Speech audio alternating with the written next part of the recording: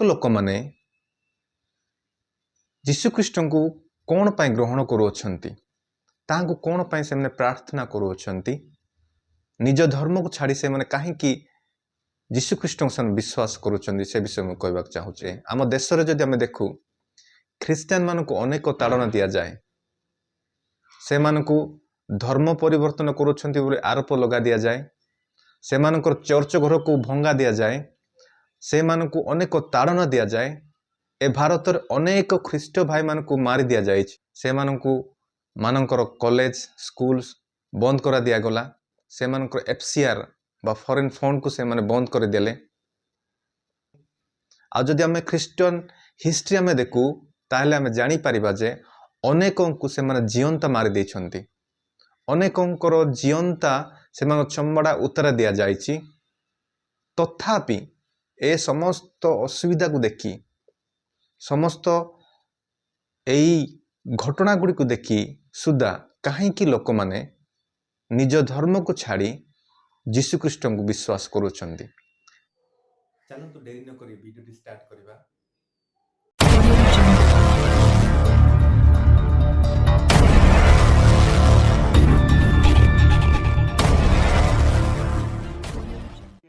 अपन ये जानना चाहते हैं कि भाई आपको प्रार्थना करनी है तो हनुमान जी हैं, रामचंद्र जी हैं, शंकर जी हैं, देवी माता है, इतने सब देवी देवता को छोड़ करके और प्रभु यीशु जो विदेश में पैदा हुआ उसकी पूजा क्यों कर रहे हो? आस्था माने हनुमान जी के ऊपर से आस्था क्यों उठ गई? क्या उसने बिगाड़ा आपका? शंकर जी ने क्या आपका बिगाड़ा? तो ये जो आप पूछ आप बोल लीजिए सर, उसके बाद हमारा मतलब हम ये जो कुछ भी है ना आपको बता भारत में अगर हैं अपन तो भारत में तो इतने देवी देवता क्यों अपन मतलब अपनी आस्था को बदलें? अपनी आस्था बदलना माने ये गड़बड़ है। इसमें विदेशियों का षड्यंत्र है।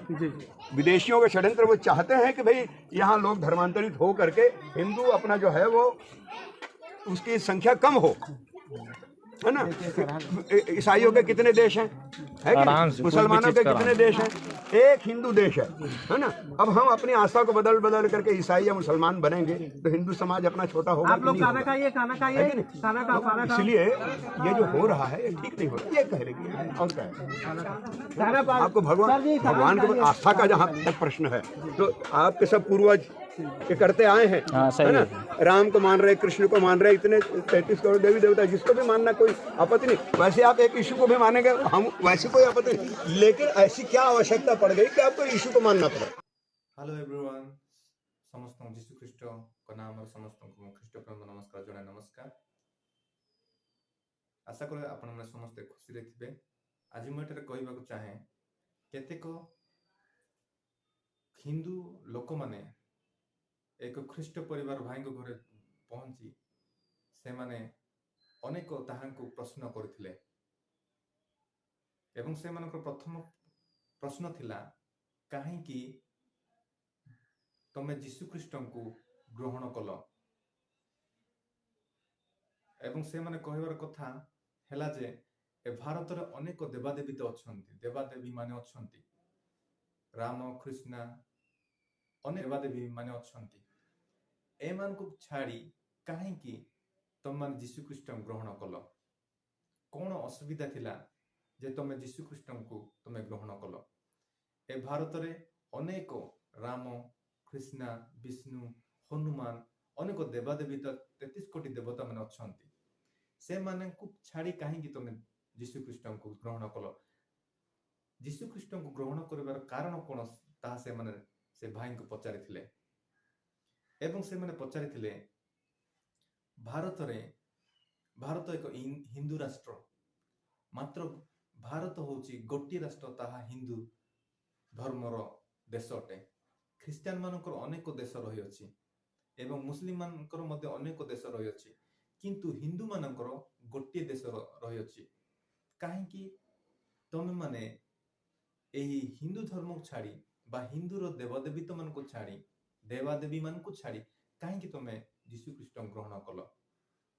एही परी अनेक ताहांको क्वेश्चन करथिले बा प्रश्न करथिले एवं से माने मध्ये कहिथिले जे जे हिंदूर देवादेवीता बा हिंदूर देवादेवी माने जता राम कृष्ण एवं जगन्नाथ ଏପରି ଅନେକ ବିଶିଷ୍ଟ ଦେବାଦେବୀ ମାନେ ତମମାନଙ୍କୁ କଣ ଅସୁବିଧା କଲେ ଯେ ତମେ ସେମାନଙ୍କୁ ଛାଡ଼ି ଖ୍ରୀଷ୍ଟ ଧର୍ମ ଗ୍ରହଣ କଲ? ଏଠାରେ ମୁଁ ସେମାନଙ୍କୁ କହିବାକୁ ଚାହେଁ, ଖ୍ରୀଷ୍ଟ ଧର୍ମ ଗ୍ରହଣ କରିବା କୌଣସି ଅନ୍ୟ ଧର୍ମକୁ ବିରୋଧ କରିବାର ନୁହେଁ, ବା ଅନ୍ୟ ଦେବାଦେବୀତା ମାନଙ୍କୁ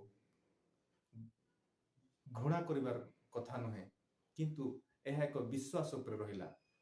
କାରଣ ମନୁଷ୍ୟ ଜୀବନରେ କେତେବେଳେ କୌଣସି ଗୋଟେ ସମସ୍ୟା ଆସିଥାଏ ଏବଂ ଯୋଉ ବିଶ୍ୱାସ ଯୋଉ ଦେବତା ଉପରେ ଆସ୍ଥା ଥାଏ ବା ଭରସା ଥାଏ, ସେ ବିଶ୍ୱାସ ଦ୍ୱାରା ଯଦି ସମସ୍ୟା ମୁକ୍ତ ହୁଏ ତାହେଲେ ଆମେ ସେଇ ଦେବତା ବା ଦେବାଦେବୀ ମାନଙ୍କଠାରେ ଆମେ ଭରସା ରଖିଥାଉ। ଖ୍ରୀଷ୍ଟିଆନ ହେବାର କାରଣ ତାହା ନୁହେଁ ଯେ ଅନ୍ୟ ଦେବାଦେବୀ ମାନଙ୍କୁ ଅସମ୍ମାନ କରିବା ବା ସେମାନଙ୍କୁ ଘୃଣା କରିବା, ତାହା ନୁହେଁ। ଯା ବିଶ୍ୱାସ ଉପରେ ଭରସା ରହିଲା, ବିଶ୍ୱାସ ଉପରେ କାରଣଟି ରହିଲା। ଏ ଭାଇ ତାହାଙ୍କ ଜୀବନରେ ଗୋଟିଏ ସମସ୍ୟା ଥିଲା, କିନ୍ତୁ ଯୀଶୁ ଖ୍ରୀଷ୍ଟଙ୍କ ଦ୍ୱାରା ସେ ସମସ୍ୟା ସମାଧାନ ହୋଇଛି। ଏ ବିଷୟ ସେମାନଙ୍କୁ ଜଣାଇଥିଲେ, ତାହା ମଧ୍ୟ ମୁଁ ଭିଡ଼ିଓ ମାଧ୍ୟମରେ ଆପଣମାନଙ୍କୁ ଜଣାଇବି। ଆସନ୍ତୁ ସେ ଭିଡ଼ିଓଟି ପୁନର୍ବାର ଆମେ ଦେଖିବା। आज से 2002 ये पूरा मोहल्ला जानता है। मेरे पिताजी खटिया में थे, उनका ब्लड कम हो गया था, वो यहाँ से वहाँ नहीं जाते। अपोलो हॉस्पिटल का मेरे पास कागजात है, सिम्स हॉस्पिटल में है, अपोलो में ट्रीटमेंट कराए, सब जगह ट्रीटमेंट कराए, है ना। हम लोग एक काली मंदिर भी बना है, इसमें घंटी डाल की है, जस्ट नीचे में काली मंदिर है। हम लोग बहुत पुराने बासिंदा है यहाँ के। क्या हुआ, तबीयत खराब होने के बाद हमारा वो घर है, वो वहाँ पर घर था, वो बिक गया। मैं 1 साल हुआ था घर बनवाए हुए, 1 लाख में बनाए तो 50,000 में उसको हमने बेच दिया। अब हमारे पास कुछ नहीं रह गया था, हम लोग सड़क में आ गए थे। ठीक, अपोलो वाला डॉक्टर भी लिख के लिख दिया कि तुम्हारे पिताजी के शरीर में ब्लड नहीं है, तो इसलिए वो बच नहीं पाएंगे। हर महीना ब्लड चढ़ता था उनका, और ब्लड ऑटोमेटिक गायब हो जाता था, कहाँ से चला जाता था। हर एक बैगा के पास गए, सबके पास गए, सब झाड़ फूक कराए, कुछ भी है, सब जगह। मेरी मम्मी है, मेरी मम्मी रोती थी कि कैसे होगा, क्या होगा। डॉक्टर लिख के दे दिया 24 घंटे बाद तुम्हारे पति जो है मर जाएंगे करके, ठीक है ना। हम लोग वहाँ पर पन्नी बांध के रहा करते थे, वो वहाँ पर हमारा घर था, घर तो बेच दिया, पन्नी में आ गए। अब पन्नी बांध के रहते थे तो कोई टैक्स बांटते हुए आया, बोले बेटी, मेरी मम्मी को बोला तो चिंता मत करो, मैं प्रार्थना करना चाहता हूँ। अब हम लोग ऐसे समस्या में पड़े थे कि कोई व्यक्ति अगर आता मदद कर देता तो हमारे लिए बहुत बड़ी बात हो जाती है ना। तो उन्होंने प्रार्थना किया, और जो डॉक्टर 24 घंटे बाद तुम्हारे पिताजी नहीं बच पाएंगे बोले थे, आज 2024 है, आज भी मेरे पिताजी जिंदा है, लिख के दे दिया था। उस समय जो ब्लड नहीं चढ़ा, तो इस नाम से हम अपना आस्था उसमें रखे हुए। जो भाई जो माने ताहांको अनेक क्वेश्चन करुथिले, से एक तांकर उत्तर रे से मानको पार्टी चुप कर देइछंती, ताहा मध्ये आमे वीडियो माध्यम देखिचे। से भाई को परिवार समस्या थिला, तांकर पिता कर रक्त दिन दिन कमी जाउथिला। डॉक्टर मानकर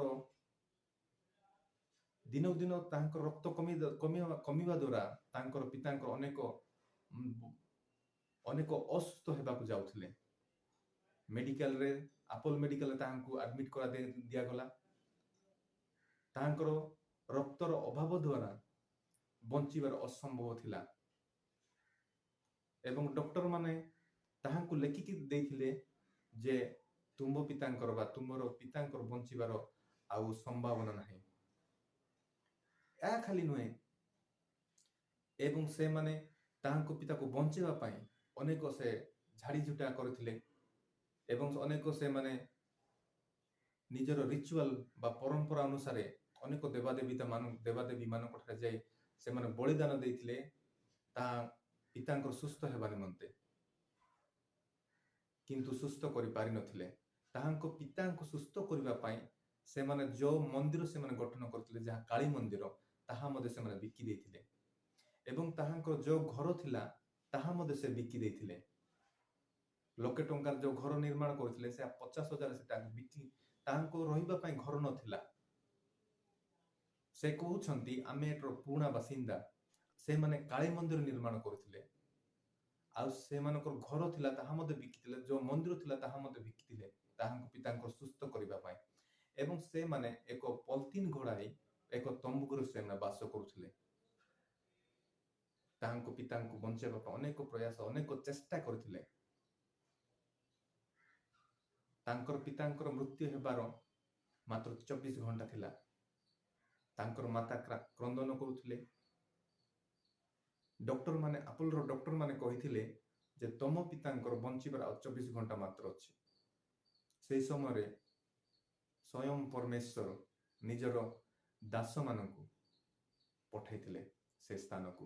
ସେମାନେ ଟ୍ରାକ୍ ବଣ୍ଟନ କରିବାକୁ ଯାଇଥିଲେ। ସେ ସ୍ଥାନକୁ ସେମାନେ ପହଞ୍ଚିଥିଲେ ଏବଂ ସେ ସ୍ଥାନରେ ପହଞ୍ଚି ସେମାନେ ସେମାନଙ୍କ ଘର ପ୍ରବେଶ କରିଥିଲେ ଏବଂ ସେମାନେ କହିଥିଲେ ଆମେ ଆପଣମାନଙ୍କ ପାଇଁ ପ୍ରାର୍ଥନା କରିବୁ, ଆପଣମାନେ ଭୟ କରନ୍ତୁ ନାହିଁ। ଯେତେବେଳେ ସେମାନେ ପ୍ରାର୍ଥନା କଲେ ତାଙ୍କର ପିତାଙ୍କର ସୁସ୍ଥତା ଦେଖିବାକୁ ମିଳିଛି। ସେଇ ପ୍ରଶ୍ନ ଯେଉଁମାନେ କାହିଁକି ଯୀଶୁଖ୍ରୀଷ୍ଟଙ୍କୁ ତୁମେ ଗ୍ରହଣ କଲ ଏ କ୍ୱେଶ୍ଚିନ୍ କରିଥିଲେ, ସେମାନଙ୍କର ପାଟି ଚୁପ୍ ହେଇଯାଇଥିଲା। କାରଣ ଏଠାରେ ମୁଁ କହିବାକୁ ଚାହେଁ ଯୀଶୁଖ୍ରୀଷ୍ଟଙ୍କର ଶକ୍ତି ଡିଫରେଣ୍ଟ, ଏକ ମହାନ ଶକ୍ତି, ସେ ହେଉଛନ୍ତି ସ୍ୱୟମ୍ଭୁ। ଯେତେବେଳେ ମନୁଷ୍ୟ ଅସମ୍ଭବ ଭାବିଥାଏ ସେତେବେଳେ ସେ ସମ୍ଭବ କରି ଦେଖନ୍ତି। ଏଠାରେ ମୁଁ କହିବାକୁ ଚାହେଁ ଏ ଭାଇଙ୍କର କୌଣସି ଉପାୟ ନଥିଲା କି ତାଙ୍କ ପିତାକୁ ବଞ୍ଚାଇବା ପାଇଁ। ଯେତେ ଉପାୟ ଥିଲା ତା ସବୁ ପ୍ରୟାସ ବା ଚେଷ୍ଟା ସବୁ ସରିଯାଇଥିଲା, କିନ୍ତୁ ତାହାଙ୍କ ଆଗରେ ଗୋଟେ ମୃତ୍ୟୁ ହିଁ ଥିଲା, ତାଙ୍କ ପିତା ମରିବେ। କିନ୍ତୁ ପରମେଶ୍ୱର ଯୀଶୁଖ୍ରୀଷ୍ଟଙ୍କର ଦାସମାନେ, ଯୀଶୁଖ୍ରୀଷ୍ଟଙ୍କୁ ଯିଏ ବିଶ୍ୱାସ କରନ୍ତି ସେମାନଙ୍କୁ ଯୀଶୁଖ୍ରୀଷ୍ଟ ଏକ ନୂତନ ଜୀବନ ଦିଅନ୍ତି, ନୂତନ ରାସ୍ତା ଦେଖାନ୍ତି। ଏଠାରେ ମୁଁ ଗୋଟେ ଷ୍ଟୋରି କହିବାକୁ ଚାହେଁ ଯୋଉଟାକି ଯାତ୍ରା ପୁସ୍ତକ 14 ଲିଖିତ ଅଛି। ଇସ୍ରାଏଲ ମାନେ ଯେତେବେଳେ ମିଶ୍ର ଦେଶରେ ଥିଲେ, ଇସ୍ରାଏଲ ମାନେ ଯେତେବେଳେ ମିଶ୍ର ଦେଶରୁ ବାହାରି ଆସୁଥିଲେ, ସେତେବେଳେ ଯେତେବେଳେ ମୋଶା ଇସ୍ରାଏଲ ମାନଙ୍କୁ ମିଶ୍ର ଦେଶରୁ ବାହାର କରିକି ଆଣୁଥିଲେ, ସେତେବେଳେ ପଛପଟେ ଫାରୋ ରାଜାଙ୍କର ସୈନ୍ୟମାନେ, ଯେତେବେଳେ ଫାରୋ ରାଜାଙ୍କର ହୃଦୟ କଠିନ ହେଲା, ଫାରୋ ରାଜା କହିଲେ ପୁନର୍ବାର ସେମାନଙ୍କୁ ଆଟାକ୍ କରିବା। ଯେତେବେଳେ ଆମେ ପଢୁ ଆମେ ଦେଖିପାରିବା ଯେ ସେଠାରେ ଲିଖିତ ଅଛି ଆଗରେ ରେଡ୍ ସି, ସୁପସାଗର, ଲୋହିତ ସାଗର ଏବଂ ପଛପଟେ ଇସ୍ରାଏଲ ଲୋକମାନଙ୍କର ପଛପଟରେ ମିଶ୍ର ଦେଶର ସୈନ୍ୟମାନେ ଥିଲେ। ସେତେବେଳେ ଇସ୍ରାଏଲ ଲୋକମାନଙ୍କର କୌଣସି ହୋପ୍ ନଥିଲା, ଆଶା ନଥିଲା ସେମାନେ ବଞ୍ଚିବା ନିମନ୍ତେ। ସେମାନେ ଯେତେବେଳେ ମିଶ୍ର ଲୋକମାନଙ୍କୁ ଦେଖିଲେ, ସୈନ୍ୟମାନଙ୍କୁ ଦେଖିଲେ, ସେମାନେ ଈଶ୍ୱରଙ୍କ ଠାରେ କ୍ରନ୍ଦନ କଲେ। କାରଣ ଇସ୍ରାଏଲ ଲୋକମାନଙ୍କର ବଞ୍ଚିବାର କୌଣସି ଆଶା ହିଁ ନଥିଲା। କାରଣ ପଛପଟେ ସୈନ୍ୟମାନେ, ଆଗପଟେ ଲୋହିତ ସାଗର, ସେମାନଙ୍କୁ କୌଣସି ସ୍ଥାନକୁ ଯିବାର ସ୍ଥାନ ନଥିଲା, ସେମାନଙ୍କର ବାଟରେ ମୃତ୍ୟୁ ହିଁ ଥିଲା। କିନ୍ତୁ ସ୍ୱୟଂ ପରମେଶ୍ୱର ସେମାନଙ୍କର ପ୍ରାର୍ଥନା ଶୁଣେ। ସେମାନଙ୍କୁ ରକ୍ଷା କରିବା ପାଇଁ ମିଶ୍ରୀୟ ଦଳ ଏବଂ ଇସ୍ରାଏଲ ଦଳ ମଧ୍ୟରେ ଏକ ମେଘସ୍ତମ୍ଭ ଠିଆ କରାଇଲେ। ଏହା ଫଳରେ ଦୁଇ ଦଳ ମଧ୍ୟରେ ଯିବା ଆସିବା ଅସମ୍ଭବ ହେଇଥିଲା। ତାହା ଖାଲି ନୁହେଁ, ଯେତେବେଳେ ଆମେ ଦେଖୁ ପରମେଶ୍ୱର ମେଘସ୍ତମ୍ଭ ଏବଂ ଅଗ୍ନିସ୍ତମ୍ଭ ଦେଇ ମିଶ୍ରୀୟର ସୈନ୍ୟମାନଙ୍କୁ ଦେଖିଥିଲେ। ଏହା ଫଳରେ ସେମାନେ ଅସ୍ତବ୍ୟସ୍ତ ହେଇଥିଲେ, ସମ୍ଭବ ହେଇପାରିନ, କଷ୍ଟ ହେଇଯାଉଥିଲା। ସେମାନେ ଇସ୍ରାଏଲ ମାନଙ୍କୁ ଆଟାକ୍ କରିବାକୁ ଚାହିଁଥିଲେ, କିନ୍ତୁ ପରମେଶ୍ୱର ଏକ ଇସ୍ରାଏଲ ମାନଙ୍କ ପାଇଁ ରାସ୍ତା ଖୋଲିଥିଲେ, ଯୋଉଟା କି ପୂର୍ବ ଦିଗରୁ ଏକ ପବନ ବହି ସେ ଲୋହିତ ସାଗରକୁ ଦି ଭାଗ କରିଦେଇଥିଲା। ଏହା ପାଚେରୀ ଭାବରେ ଠିଆ ହେଇଥିଲା। ଏକ ଶୁଷ୍କ ପଥ ପ୍ରସ୍ତୁତ କରାଯାଇଥିଲା। ଏଠାରେ ମୁଁ କହିବାକୁ ଚାହେଁ, ଯେତେବେଳେ ମଣିଷ ଭାବେ ବା ମଣିଷର ସମସ୍ତ ଚେଷ୍ଟା ପ୍ରୟାସ ସରିଯାଏ, ତାହା ଆଗରେ କୌଣସି ଆଶା ହିଁ ହୋପ୍ ହିଁ ନଥାଏ, ସେତେବେଳେ ପରମେଶ୍ୱର ଏକ ଏକ ରାସ୍ତା ଖୋଲି ଦିଅନ୍ତି। ସେହିପରି ଏଇ ଭାଇଙ୍କ ଘରେ ମଧ୍ୟ ଏପରି ହେଇଥିଲା। ତାର ଜୀବନରେ ତା ପରିବାରରେ କୌଣସି ଆଶା ନଥିଲା କି ତାଙ୍କ ପିତାଙ୍କୁ ବଞ୍ଚାଇବା ପାଇଁ, କିନ୍ତୁ ଯୀଶୁ ଖ୍ରୀଷ୍ଟ ତାଙ୍କ ପିତାଙ୍କୁ ବଞ୍ଚାଇଛନ୍ତି। ଏହି କାରଣରୁ ଲୋକମାନେ ନିଜ ଧର୍ମକୁ ପରିତ୍ୟାଗ କରି ଯୀଶୁ ଖ୍ରୀଷ୍ଟଙ୍କୁ ଗ୍ରହଣ କରୁଛନ୍ତି। ଏହି କାରଣରୁ ନିଜ ଦେବାଦେବୀ ମାନଙ୍କୁ ଛାଡ଼ି ସେମାନେ ଯୀଶୁ ଖ୍ରୀଷ୍ଟଙ୍କୁ ଗ୍ରହଣ କରୁଛନ୍ତି। ଏହା ହିଁ ମିଷ୍ଟରୀ ଯୀଶୁଙ୍କୁ ଗ୍ରହଣ କରିବାର କାରଣ। କାରଣ ବାକ୍ୟରେ ଲେଖାଯାଏ, with the man it's impossible but with God it's possible। କାରଣ ଯେତେବେଳେ ଶିଷ୍ୟମାନେ ଭାବୁଥିଲେ ଏହା ଅସମ୍ଭବ, କିନ୍ତୁ ସେତେବେଳେ ଯୀଶୁ କହିଲେ, ସେମାନଙ୍କ ଏକ ଦୃଷ୍ଟିରେ ଚାହିଁ କହିଲେ, ଏହା ମନୁଷ୍ୟର ଅସାଧ୍ୟ କିନ୍ତୁ ପରମେଶ୍ୱରଙ୍କ ସାଧ୍ୟ ଅଟେ। ସେଥିପାଇଁ ଅନେକ ଲୋକ ଯୀଶୁକୁ ବିଶ୍ୱାସ କରିଥାନ୍ତି, କାରଣ ଅସାଧ୍ୟ ଜିନିଷ ଯୀଶୁ ଖ୍ରୀଷ୍ଟ ସାଧ୍ୟ କରିଥାନ୍ତି। ମନୁଷ୍ୟର ଅସାଧ୍ୟ ଜିନିଷକୁ ମନୁଷ୍ୟ ଯେଉଁ ପ୍ରୟାସ କଲେ ସୁଦ୍ଧା ତାହା କରିପାରେ ନାହିଁ, ସେ ଯୀଶୁ ଖ୍ରୀଷ୍ଟ କରିଥାନ୍ତି। ସେଥିପାଇଁ ଅନେକ ଲୋକ ଯୀଶୁ ଖ୍ରୀଷ୍ଟଙ୍କୁ ଗ୍ରହଣ କରୁଅଛନ୍ତି, ଯୀଶୁ ଖ୍ରୀଷ୍ଟଙ୍କୁ ବିଶ୍ୱାସ କରୁଅଛନ୍ତି, ନିଜ ଧର୍ମକୁ ଛାଡ଼ି ଆଉ ଯୀଶୁ ଖ୍ରୀଷ୍ଟଙ୍କୁ ଗ୍ରହଣ କରୁଅଛନ୍ତି। ଏହା ଛଡ଼ା ଆଉ କୌଣସି କାରଣ ନାହିଁ ଯେ ଯୀଶୁ ଖ୍ରୀଷ୍ଟଙ୍କୁ ଗ୍ରହଣ କରିବାର। ଅନେକ ଲୋକ କହନ୍ତି ପଇସା ଦେଇ ଖ୍ରୀଷ୍ଟାନ କରି ଦିଆଯାଉଛି, ସେମାନଙ୍କ ଚାଉଳ ମୁଠେ ଦେଇ ସେମାନେ ଖ୍ରୀଷ୍ଟାନ କରି ଦିଆଯାଉଛି। ଏହା କଦାପି ନୁହେଁ, ମନ ପରିବର୍ତ୍ତନ କରେ। ଈଶ୍ୱରଙ୍କ ବାକ୍ୟ ଏକ ଶକ୍ତିର ବାକ୍ୟ, ଯେଉଁ ଶକ୍ତିର ବାକ୍ୟ ମନୁଷ୍ୟର ହୃଦୟ ଛୁଏଁ, ସେ ମନୁଷ୍ୟର ହୃଦୟ ବା ମନ ଚେଞ୍ଜ ହେଇଯାଏ। ଅନେକ ହିନ୍ଦୁ ଭାଇମାନେ ସେମାନେ କହନ୍ତି ଯେ ଖ୍ରୀଷ୍ଟିଆନ ମାନେ ଧର୍ମ ପରିବର୍ତ୍ତନ କରୁଅଛନ୍ତି। ଧର୍ମ ପରିବର୍ତ୍ତନ ତ ନୁହେଁ, କିନ୍ତୁ ମନ ପରିବର୍ତ୍ତନ କରୁଅଛନ୍ତି। ସେଥିପାଇଁ ମୁଁ କହିବାକୁ ଚାହେଁ ହିନ୍ଦୁ ଭାଇମାନଙ୍କୁ, ଯଦି ଆପଣମାନେ ନିଜ ଧର୍ମକୁ ବଞ୍ଚିବା ଚାହୁଁଛନ୍ତି, ଖ୍ରୀଷ୍ଟୀୟ ଲୋକମାନଙ୍କ ପାଖରେ ଯାଆନ୍ତୁନି। କାରଣ ଖ୍ରୀଷ୍ଟଙ୍କଠାରେ ଶକ୍ତି ଅଛି, ଯେ ଶକ୍ତି ଯେଡ଼େ ବଡ଼ ମଣିଷ ହେଇଥାଉ, ଯେଡ଼େ ବଡ଼ ହେଇଥାଉ ନା କାହିଁକି, ସେ ବାକ୍ୟ ମନୁଷ୍ୟକୁ ପରିବର୍ତ୍ତନ କରିଥାଏ। ଆପଣମାନେ ତ ଜଣେ ଦୁଇ ଜଣକୁ ମାରିଥିବେ, ଗୋଟେ ଦୁଇ ଜଣ ଯାଇକି ଖ୍ରୀଷ୍ଟିଆନ ଭାଇମାନଙ୍କୁ ତାଡ଼ନା ଦେଇଥିବେ। ଯଦି ଆମେ ଇତିହାସ ଦେଖୁ, ଯେଉଁ ଖ୍ରୀଷ୍ଟିଆନ ମାନଙ୍କୁ ଅନେକ ମାରି ଦେଇଛନ୍ତି, ସେମାନେ ଅନେକ ତାଡ଼ନା ଦେଇଛନ୍ତି, ସେଇମାନେ ଯୀଶୁ ଖ୍ରୀଷ୍ଟଙ୍କ ପାଇଁ ମରିଅଛନ୍ତି। କାରଣ ଯୀଶୁ ଖ୍ରୀଷ୍ଟଙ୍କର ଶକ୍ତି ସେହିପରି ଅଟେ।